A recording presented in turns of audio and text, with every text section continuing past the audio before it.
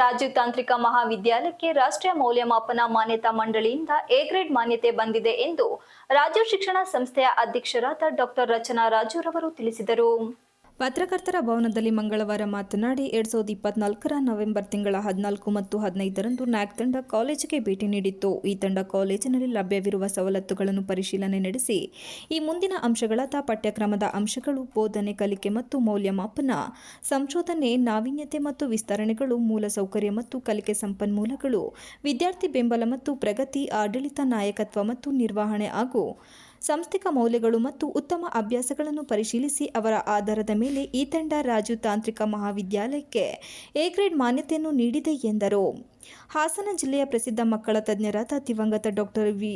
ರಾಜೀವ್ರವರು ವೈದ್ಯಕೀಯ ಕ್ಷೇತ್ರದಲ್ಲಿನ ತಮ್ಮ ಸೇವೆಯ ಜೊತೆಗೆ ಶಿಕ್ಷಣ ಕ್ಷೇತ್ರದಲ್ಲಿ ತಮ್ಮದೇ ಆದ ಕೊಡುಗೆ ನೀಡುವ ಮಹದಾಸೆಯೊಂದಿಗೆ 1998ರಲ್ಲಿ ರಾಜೀವ್ ಎಜುಕೇಷನ್ ಟ್ರಸ್ಟ್ ಸ್ಥಾಪಿಸಿ ಅದರಡಿಯಲ್ಲಿ nursing, paramedical, BEd, DEd, Rajiv polytechnic, Rajiv Ayurveda Mahavidyalaya ಮುಂತಾದ ಶಿಕ್ಷಣ ಸಂಸ್ಥೆಗಳನ್ನು ಸ್ಥಾಪಿಸಿ ಯಶಸ್ವಿಯಾಗಿ ಮುನ್ನಡೆಸಿದರು.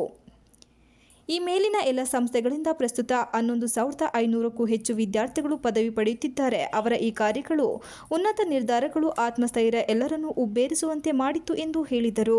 ನಮ್ಮ ಅಧ್ಯಕ್ಷರ ಮಾರ್ಗದರ್ಶನ ಮತ್ತು ಸಹಕಾರದಿಂದ 2023 ಮತ್ತು 2024ರ ಕ್ಯಾಲೆಂಡರ್ ವರ್ಷಗಳು ರಾಜೀವ್ ತಾಂತ್ರಿಕ ಮಹಾವಿದ್ಯಾಲಯದ ಇತಿಹಾಸದಲ್ಲಿ ಅಚ್ಚಳಿಯದೆ ಉಳಿಯುವಂಥ ವರ್ಷಗಳೆಂದರೆ ತಪ್ಪಾಗಲಾರದು.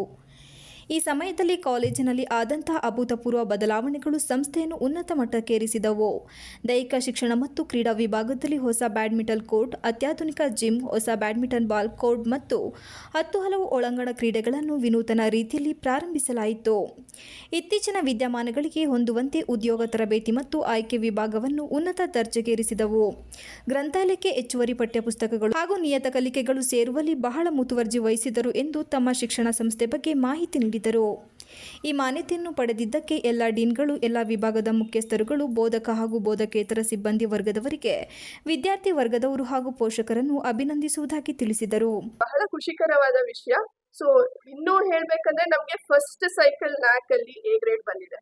So it is something really good and we are proud of our institution. ನಮ್ಮ ಪ್ರಿನ್ಸಿಪಲ್ ಇರ್ಬೋದು, ನಮ್ಮ ಡೀನ್ಸ್ ಇರ್ಬೋದು, ನಮ್ಮ HODs, ಫ್ಯಾಕಲ್ಟೀಸ್ ಮತ್ತೆ ಸ್ಟೂಡೆಂಟ್ಸ್ ಎಲ್ಲರದು ಒಂದು ಕಲೆಕ್ಟಿವ್ ಎಫರ್ಟ್ ಇಂದ ಇದು ಒಂದು ಎ ಗ್ರೇಡ್ ಬಂದಿರೋದು. So I would like to congratulate all of you once again. And ನಮ್ಮ ಕಡೆಯಿಂದ ಒಂದು ಅಭಿನಂದನೆಗಳನ್ನ ಈ ಪ್ರೆಸ್ ಮೀಟ್ ಮೂಲಕ ಹೇಳಕ್ಕೆ ಇಷ್ಟಪಡ್ತೀನಿ. ಅಂಡ್ ನೆಕ್ಸ್ಟ್ ನಮಗೆ ಆದಷ್ಟು ಬೇಗ ಈ NBA, NAC ಎಲ್ಲ ಆದ್ಮೇಲೆ ನಮಗೆ ಆಟೋನಮಿ ಇನ್ಸ್ಟಿಟ್ಯೂಷನ್ ಅಂತ ಮಾಡ್ಕೋಬೇಕು ಅಂತ ಆಸೆ ಇದೆ. ಅದ್ರ ನಿಟ್ಟಿನಲ್ಲಿ ನಾವು ಮುಂದುವರಿತಿದ್ದೇವೆ. ಇನ್ ಕಪಲ್ ಆಫ್ ಇಯರ್ಸ್ ನಾವು ಆಟೋನಮಸ್ ಇನ್ಸ್ಟಿಟ್ಯೂಷನ್ ಆಗಿ ಹಾಸನದಲ್ಲಿ ಮತ್ತೆ ಇನ್ ಸ್ಟೇಟ್ ಆಫ್ ಕರ್ನಾಟಕ ಒಂದು ರೆಪ್ಯೂಟೆಡ್ ವೆಲ್ ನೋನ್ ಇನ್ಸ್ಟಿಟ್ಯೂಷನ್ ಆಗಿ ಮುಂದುವರಿಸಬೇಕು ಅಂತ ಅನ್ಕೊಂಡಿದೀವಿ.